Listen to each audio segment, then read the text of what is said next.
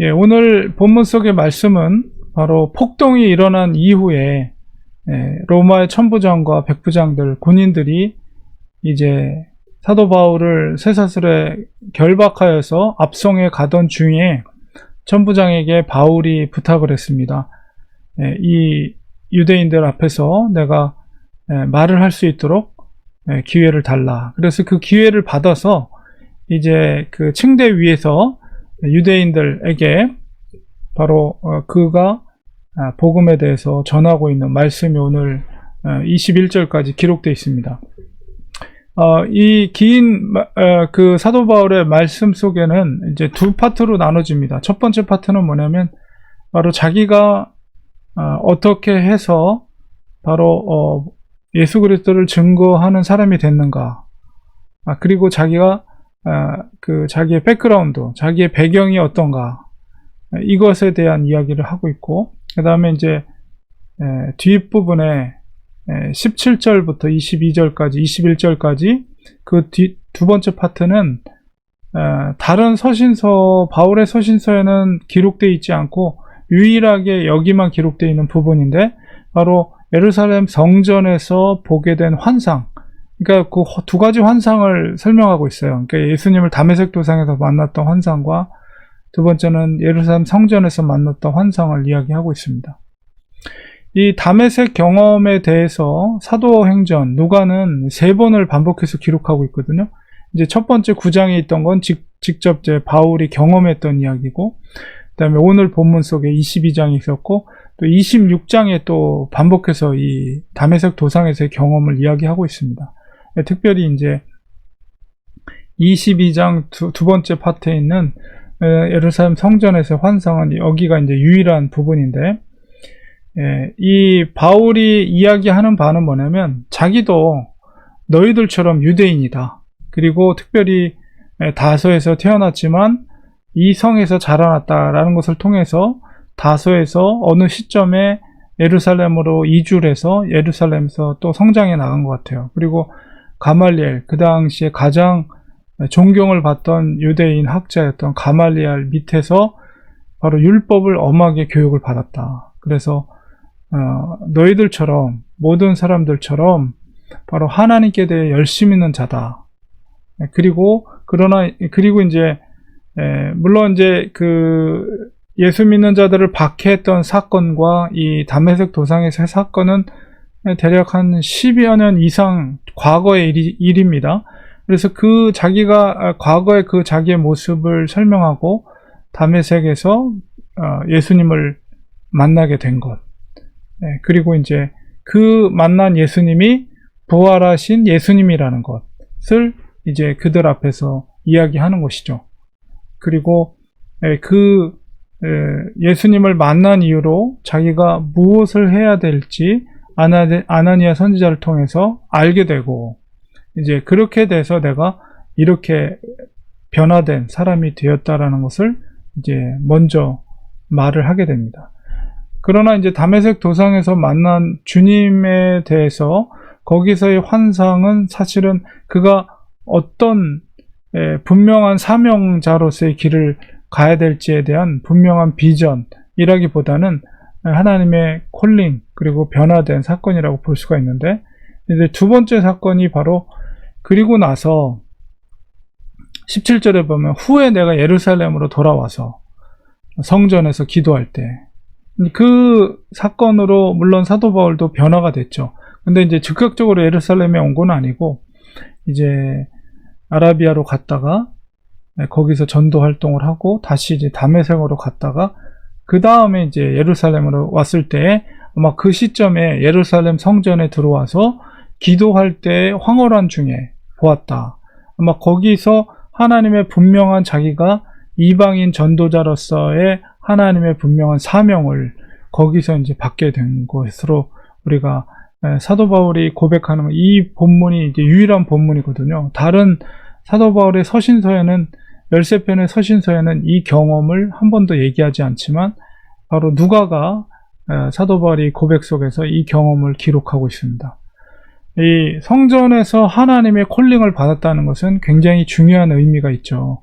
사도 바울의 입장에서 특별히 이제 어쨌든 간에 예루살렘 성전에서 모든 시작이 되는 거거든요. 예수님께서도 바로 성전에서 물론 주요 활동은 갈릴리 쪽에서 했지만은 예루살렘에 올라올 때마다 성전에 들어와서 성전에서 솔로몬 행각에서 복음을 전하고 거기서 또 이 성전의 의미가 무엇인지 하나님이 거하는 이 성전에 대해서 굉장히 중요하게 말씀하셨고, 그리고 성전을 헐라 내가 3일 만에 다시 지으리라. 이것도 역시 그만큼 물론 예수님의 죽으심과 부활을 통해서 새롭게 세워질 예루살렘 성, 새로운 하나님의 나라를 말하는 거지만, 어쨌든 그 성전은 이제 과거 유대인의 역사 속에서도 솔로몬으로부터 시작된 성전, 그러나 그 이전부터 모세 시대의 성막을 기초로 한 그 중심이 되었던 신앙의 뿌리가 되는 곳이기 때문에, 바로 거기서 환상 중에 하나님의 음성을 듣고 사도 바울이 분명한 이방인을 향한 하나님의 전도자가 되었고, 거기서 하나님께서 그를 그렇게 콜링했다는 것은 그가 그렇게 죽도록 고생하면서 그렇게 3차에 걸쳐서 로마 여행까지 풀려나고 나서도 사도행전에 기록되어 있지만 끝까지 그렇게 이방인들을 향해서 복음을 전할 수 있었던 원동력이 어디서 왔는가라고 했을 때, 바로 이 솔로몬 성전에서 환상 중에 보았던, 환상 중에 들렸던 주님의 그 음성, 그에 대한 콜링, 사명에 대한 콜링, 그것이 있었기 때문에 그것이 원동력이 되어서 그가 죽도록 충성을 한 거죠. 그리고 그렇게 넓은 지역을 돌아다니면서 이방인들에게 복음을 전할 수 있는 바로 그 출발점이 예루살렘 성전에서 시작되었다는 것을 우리가 알 수가 있는 것입니다.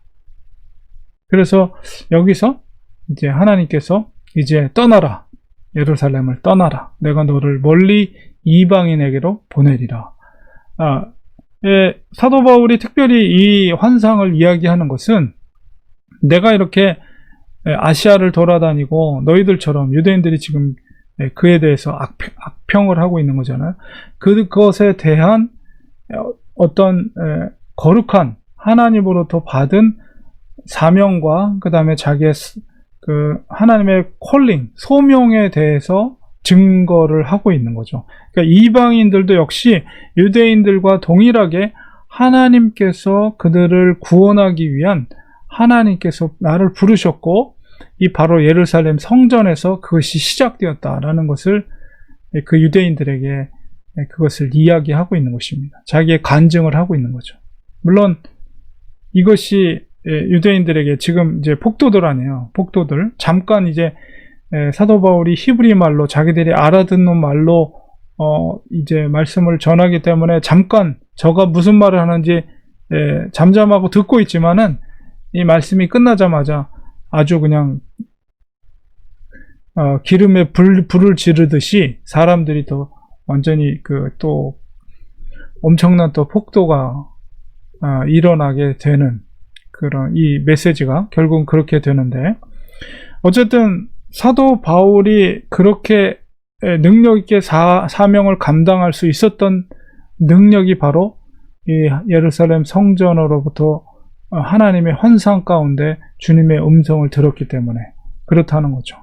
그래서 우리가 오늘날에도 우리 그리스도인들이 신앙생활을 해 나갈 때 우리에게도 이런 분명한 소명이 있어야 돼요. 하나님을 만난 그 증거, 간증과 경험이 있어야 됩니다. 이거 없이 우리가 신앙생활을 힘들어요. 특히나 이제 목회자들도 하나님의 그런 콜링, 하나님의 부르심의 경험이 없으면 목회를 하다가 굉장히 많은 어려움들을 만나는데, 그 앞에서 그것을 견딜 수 있게 하는 게 뭐냐면 나의 의지가 아니라 하나님께서 부르셨고 하나님께서 나에게 이 사명을 주셨다, 목회의 사명을 주셨다라는 분명한 소명과 사명, 하나님을 만난 경험, 이것이 있어야 가능한 거거든요. 근데 그것이 꼭 목회자뿐만 아니라 그리스도인들은 누구나가 그 경험이 있어야 돼요. 하나님을 만난 경험. 물론 사도 바울처럼 그런 아주 급박한 변화된 어떤 특별한 경험이 있을 수도 있지만, 어쨌든 내가 신앙으로 고백하는 그 하나님이 누구인가에 대한 그 인격적인 만남, 그것을 통해서 나를 하나님이 부르셨다는 은혜, 이것이 우리가 믿음 생활을 할 수 있게 하는 힘이라는 것을 우리는 고백할 수밖에 없습니다. 그래서 하나님, 나에게 처음 주님을 만났던 그 경험, 그것을 우리가 회고해 보시면 얼마나 그게 큰 은혜입니까?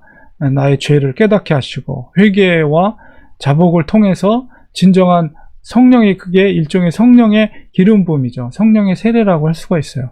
그래서 하나님을 만났던 경험, 그리고 그것을 통해서 나를 하나님이 부르시고 하나님의 자녀 삼아 주셨다는 경험, 믿음의 경험, 그것이 우리가 믿음을 변질시키지 않고 끝까지 믿음 생활을 할 수 있는 힘이 되는 거죠.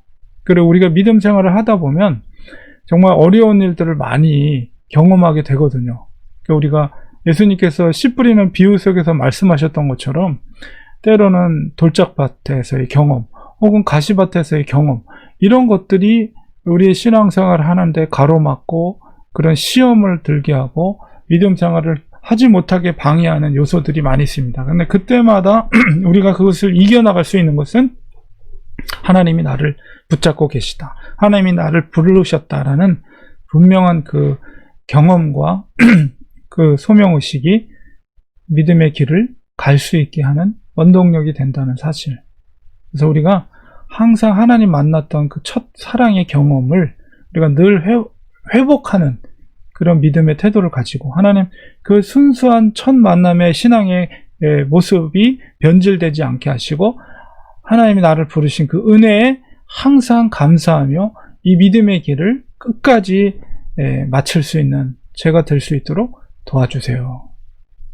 그런 기도, 그것을 통해서 우리가 이 신앙생활을 이겨나갈 수가 있는 것입니다. 승리할 수가 있는 것이죠.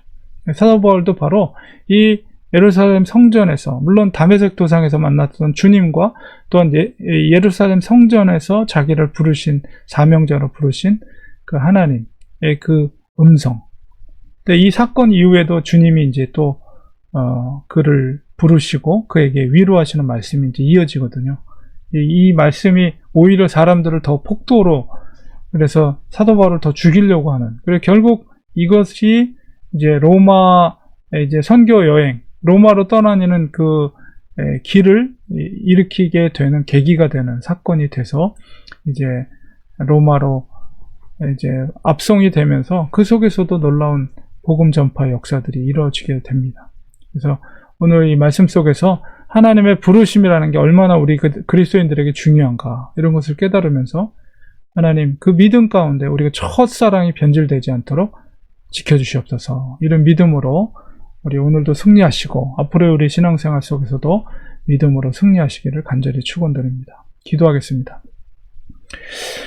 하나님 감사합니다. 오늘도 말씀 속에서 하나님이 우리를 부르시고 우리를 사랑하셔서 너는 내 것이라 인침받은 하나님의 자녀로서 우리가 하나님을 아버지로 부를 수 있는 은혜를 우리에게 베풀어 주심을 감사합니다. 항상 이 첫사랑의 그 은혜를 우리가 변질되지 않게 하시고 그 하나님의 부르심을 끝까지 붙잡고 우리의 믿음의 길을 끝까지 걸어갈 수 있는 우리들이 될 수 있도록 도와주시옵소서. 예수님의 이름으로 기도합니다. 아멘.